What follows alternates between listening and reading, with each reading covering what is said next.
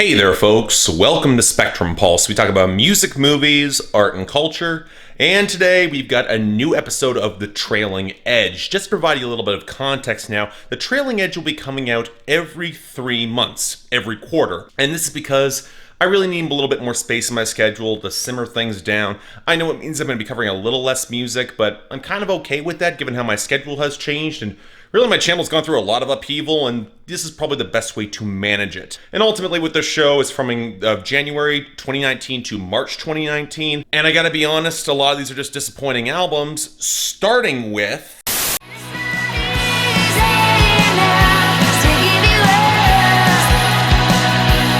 So yeah, this was a project I kind of decided to cover on a whim because I saw this album actually in the record store and I figured, okay, a local band already has vinyl distribution. That does say something. Maybe they got some real clout and momentum behind them. And I kind of see why people are really getting on board with this. Tallies, this is the self-titled debut of a Toronto-based band, more in the indie rock dream pop sort of lane, with a lot of jangling guitars, calling a little bit more back to the mid-80s sound, a little bit of The Cure, a little bit of the Smiths, especially with the more prominent thrumming bass line, some of the very clean acoustic guitar, the driving percussion, almost the husky female vocals that come through there, and paying no attention to the Alvvays over there in the corner. Yeah, that's the first thing, is that it is kind of derivative to some of that sound if you're going to that scene, and in terms of a pure comparison, the hooks are just nowhere near as catchy as Alvvays was on their debut, or following it up with Anti-Socialites. That being said, I do mostly like a lot of the sound. It's certainly well produced and pretty atmospheric,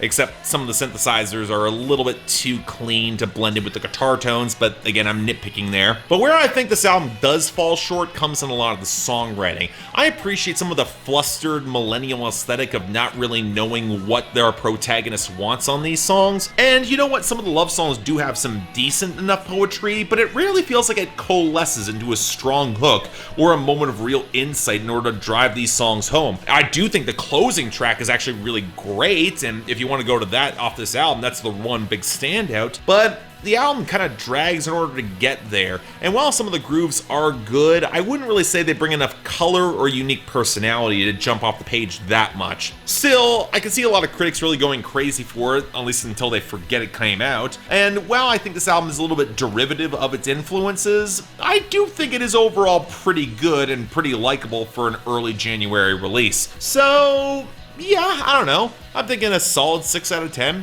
Check it out if you're curious, or if you're a fan of Alvvays, or maybe even Touches a Beach House. Otherwise, not missing much, but it's still pretty good. Go ahead.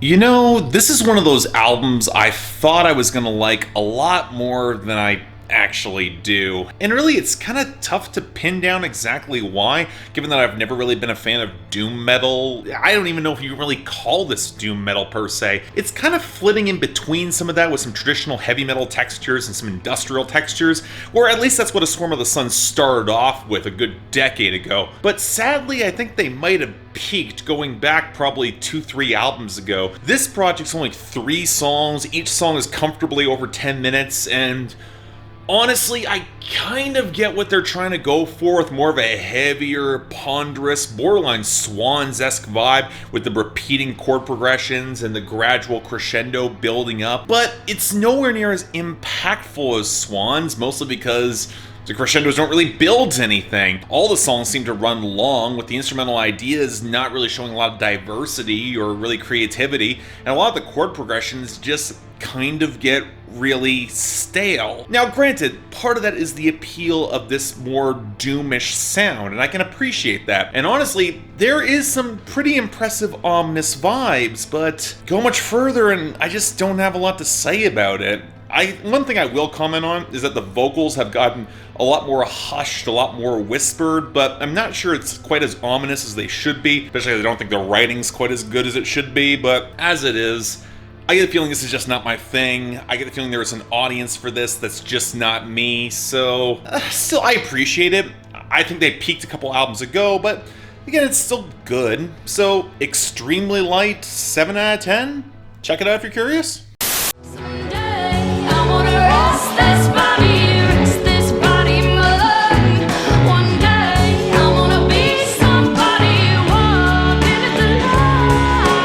Okay, Liz Brasher. Now, for those of you who aren't aware, she's a singer-songwriter kind of in the pop rock, but more of a retro sound sort of vein, where she's going for some scuzzy, low-end bass lines, a lot of horns, a lot of strings, really calling back to an era of mid to early 60s pop rock that definitely has an appeal to it. There's a lot of melody to a lot of these compositions, and there's kind of a sleazy vibe that I can kind of really get into, especially with Liz Brasher being the powerhouse singer that she is. Really, the vocal lines and the multi-tracking sounds great. So why don't I like this more? Well, honestly, I think it's a number of things. For as much as I like the vocals, they don't really bring a ton of grit. They can feel a little bit stagey at points, and really, that's similar to a vibe that I get with a lot of the production, that it feels really clean and honestly a little bit too polished, especially given how graphic some of the subject matter will get. But really, on the topic of some of the subject matter, I'm not really wowed by a lot of these songs. They feel a little bit too underwhelming in composition or lyricism. They don't quite hit the way they should with the level of detail calling back to the past, and when they're going in that territory, if they don't really innovate, I'm not really as wowed as I feel like I'm supposed to be. So yeah, it's not bad. I certainly see the appeal of a project like this. If you're more in for a retro vibe, I certainly get it, but I kept going back to this and expecting more. It just never really stuck with me. So 6 out of 10, check it out if you're curious, but don't say I didn't warn you.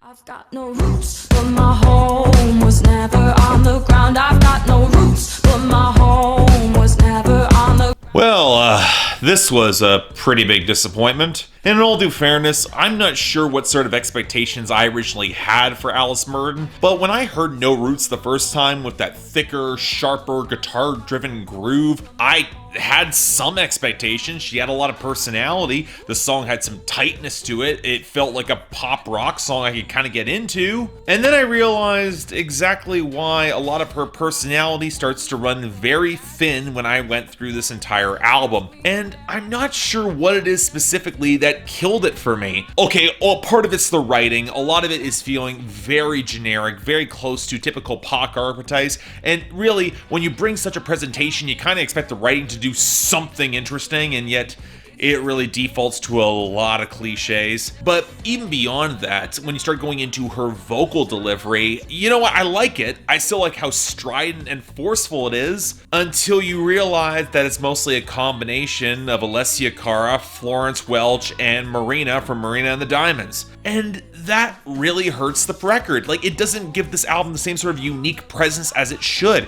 Similar sort of thing when it comes to the cadence of the writing style, because you get pretty much all three artists, as I just mentioned, maybe a smidge of Lana Del Rey, a smidge of Taylor Swift, and none of this helps her stand out or develop a unique personality. And I know what some of you are saying, Mark, you can compare all sorts of pop artists to all sorts of other ones. Very few are so rarely unique stepping onto the scene. And you know what, that's true, but normally you can be more than the sum of your parts. I guess if I was to highlight anything I liked here was some of the guitar-driven grooves that step into a little bit of blues or even surf rock at some points. But the sad fact is that once you get past the guitar lines, a lot of the percussion can feel really stiff. This album will still default to situations where the percussion is overemphasized over any actual melody, which is wrong. And the sad fact is that once you get through it, a lot of the hooks are just not that interesting or compelling, especially when you had this time. You could have dropped this album probably 6 to 8 months ago if you had a little more. Instead, this was put into the dumping ground of January, and you can kind of tell why. For me, it's a 5 out of 10.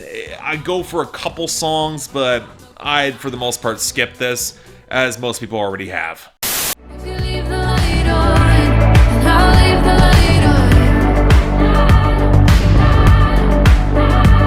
You know, there's a part of me that really does feel kind of bad for Maggie Rogers, especially with this album coming out, especially given how she started. She had so much hype coming off of Alaska. There was a lot of real hope that she would come in and break the boundaries, coming in between folk and indie pop, a little bit more of the electronic side too. She had a sound there that could potentially work. It was minimalist, it was restrained. It complemented her very breathy but controlled and sensuous vocal tone. And then for some reason, 3 years later, we're stuck with an album that was co-produced by Greg Kurstin and feels like it does nothing to adequately flatter a lot of her tone. You know what? I had hopes this would sound good because, again, she sounds good. The problem is that these production on a lot of these songs, it's either way too overweight or trying to force her to contort to electronic structures that are nowhere near as organic as they should be, especially in the grooves, or they're incredibly underweight and minimalist and they just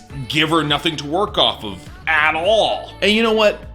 That could work in the right environment if the writing was good or the writing was at least interesting, and the sad fact is that I'm not totally sold on it. Don't get me wrong, it's not bad songwriting. I get the feeling that there's a lot of elements that she's trying to make in a very personal story in how this album was basically forced upon her so quickly as the music industry pretty much tried to consume her in the lead up to this, and this is her survival narrative. I can respect that. But honestly, it just feels a little hollow. The language is pretty nondescript. I honestly wish she had more to say coming off this project. Sadly, it just feels, again, a little undercooked. And really, when you have this much time to build up to it, there's no excuse for that. I don't know, this album moved a lot of units, so I guess she's probably really happy with that, even if you can make the argument that dropping the same month as Sharon Van Etten was not a good scene. But it's not bad, but it should be way better than it is, and honestly,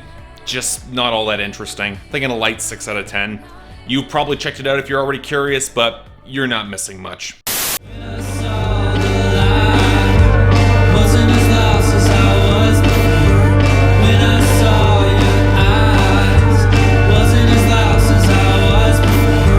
So, I'll admit I don't really have a lot to say about this guy. Joey Walker's a singer-songwriter from the indie scene. I found him on Bandcamp. Basically, the way I would describe his debut from a couple years back is, well, gay sad boys, they need real estate music too. Given that I'm not the biggest fan of real estate, I wasn't really a fan of that album. It's kind of meandering, kind of went all over the place. Which took to the consternation of Joey Walker himself, who wound up seeing my tweet when I actually talked about it on #MWE. So there's that. Apparently he wasn't listening to real estate at all, and okay, I believe him. Some of the artists he was citing were very much in a different lane, and I will say I like this project a little bit more. There's a little bit more edge. It's got a little bit more of a ramshackle vibe. Basically, the way I would describe it is Kurt Vile meets Mike Hadrius of Perfume Genius. And sadly, it's got some of the same problems I would associate with Kurt Vile right now, namely in that it's kind of ramshackle, it goes all over the place, it meanders a lot more than it really should, especially for its runtime, and really it's a lot more effective when it gets straight down to business and delivers some good hooks. Now, the writing's arguably a little bit more visceral, a little tighter, and I do appreciate that, even if the vocal performance is a bit underwhelming. But again, like with most Kurt Vile projects, the biggest issue comes with the synthesizer choices,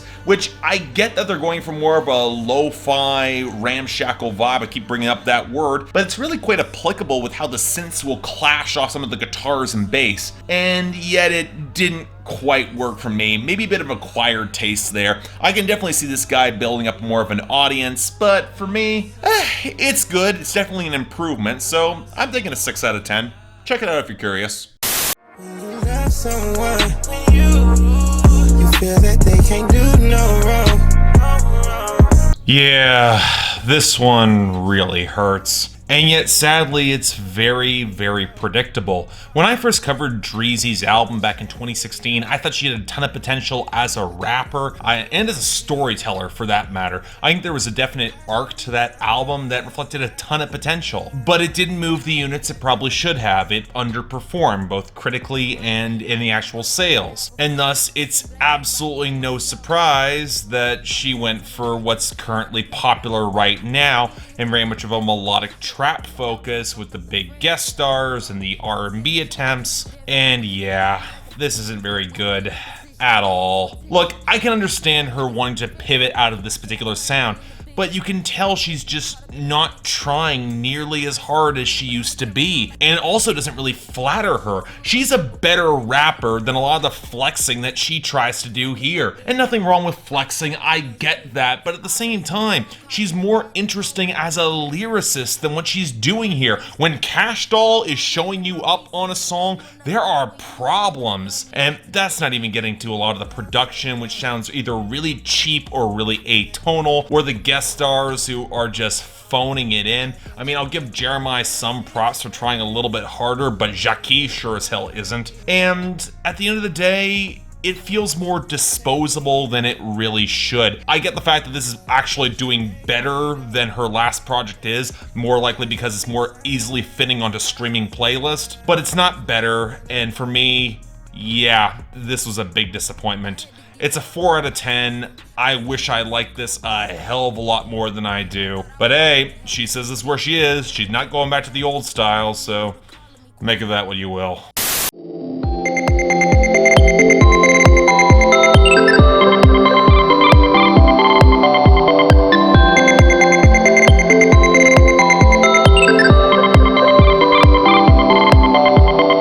Ah yes, another new album from Eric Taxon, this time leaning in more to the ambient sound that he has started pushing more on projects like Cicada. Indeed, this is more of what's been described as the nighttime version of that album, crosses some of the synth tones and some of the progressions that he picked off of Nostalgia from last year. Now, a lot of people really loved Cicada last year. It's a project from Eric Taxon I probably should have reviewed, but truth be told, ambient projects don't give me a ton to say, and that's kind of true with this as well. And the one thing that he described for this album is that you should listen to it at night, at midnight, going out into the wilderness where it's pitch black and all you can really experience is the tones of the album. And I actually did that. And then I listened to it just walking to work a couple times because as much as I want to appreciate an album when it comes out and where it should be listened to, I want to see if it's got versatility outside of it. And it does and it doesn't. The thing with this album is that while I can really admire some of the synth cascades and certain elements that really sound really professional, it starts off incredibly strong. I will say that. There are other parts of it that just kind of wear thin, going longer than they probably should. The entire album does run long, which yes, you kind of expect with ambient music, but for 7 songs going as long as they do, I'm not quite sure there's the same level of development that there should be in order to make these pieces connect in the same way. There's also more of a spoken word interlude that comes on track 5. I want to say it's a sample, more about being comfortable with being sad. That, okay, it's not bad, but it is a little cliched and it didn't quite hit the way I was hoping it would. Overall though, in terms of this sort of ambient music, I was a little bit cooler on Cicada than a lot of people were as well, so if you're looking for that in that vein, you'll probably enjoy this as much if not more. But for me, I'm thinking 7 out of 10. Check it out if you're curious. I definitely think there's an audience for this, and I like seeing Eric Taxon back more on a little bit more of an earnest path, but just didn't quite click all the way there for me. That's all. Gotta keep my head above water, don't let me drown. It gets harder. Man alive, this was a real disappointment. And you know what? I didn't know what I was expecting after Head Above Water broke onto the Hot 100 for a brief, sparse bit of time and then went away. But I had to hope that Avril Lavigne would have something interesting. It's been 6 years since we've heard from her, and surely she'd bring back something that was compelling, but nope. Nope, this album is really boring. If anything, it's the sort of disappointment that it's sadly too easy to expect from an artist who has long been out of her comfort zone. I'd argue probably going back over a decade now. And you know what? I think part of the issue comes in production and instrumentation. I get wanting to go for a bunch of sentimental, meaningful piano ballads, but for Avril Lavigne, she had her most presence and firepower when she was actually playing a little bit more of a rock vibe or a punk vibe or a kind of emo vibe. I like that sound out of her, and why she thinks she needs to get all sorts of serious or borderline Christian rock material with these piano dirges with the percussion way too heavy and a lot of the vocals very poorly mic'd and actually arranged within the mix, I have no idea. And that doesn't even touch on that Dumb Blonde song, one of the few moments where the album actually comes to life with Nicki Minaj. And you know what? For as much as Avril doesn't want to say she doesn't want to be a Barbie doll, and then Nicki Minaj's fan base are called Barbies, like, I mean, that's a level of introspection in the writing that we're not really getting. But that's kind of the point that I have with a lot of the writing. There might be flair in the word choice and poetry, but there's precious little depth here. If anything, it reminds me a lot of just making a bunch of half-assed Christina Perri or Evanescence songs. And I know Avril Lavigne can be better than this. The sad fact is, even going that deep, it's not here. The real big problem here is that the hooks don't come together. Avril Lavigne might be a great singer, but if she's not produced well or given much melody to work with or much energy to work with, there's not really a lot to say. It's just kind of boring. And I mean really, really goddamn boring. And to the point where I was planning on filming this a month back and I just never came up with enough to say. So yeah, strong 4 out of 10. I can't recommend it. And as an Avril Lavigne fan, man, this was a disappointment.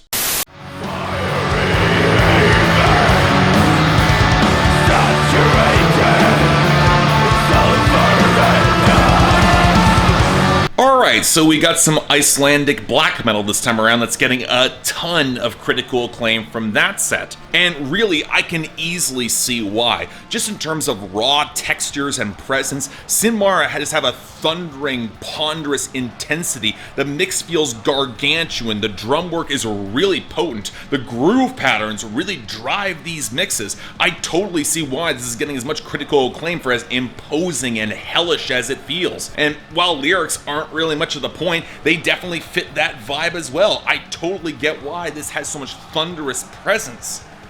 So why don't I like it as much as I want to? I don't know, maybe it's just a lack of real driving melodies in the way that I like to hear in black metal. I guess it's not quite the point with some of the more doom-inspired moments here, but it just didn't grab me as much as I was hoping there. There's also somewhat of a lack of progressions. The project tends to meander across its 6 tracks. I do wish that certain moments would build to more effective crescendos, and that doesn't quite happen. And that also means that chunks of this record can feel a little bit dry, at least to me. It's got its presence, it definitely has its audience, but, you know, I talked to Mike Seatown that this is a sort of black metal that's not really trying to please anybody, won't even ask to get reviewed, and I totally see why. And that's because it's got its audience, it's got its fan base. I certainly respect it, even if I don't quite like it as much as I'd like to. So yeah, solid 7 out of 10. If it's your thing, you're gonna love it. Otherwise, still worth a listen. Check it out.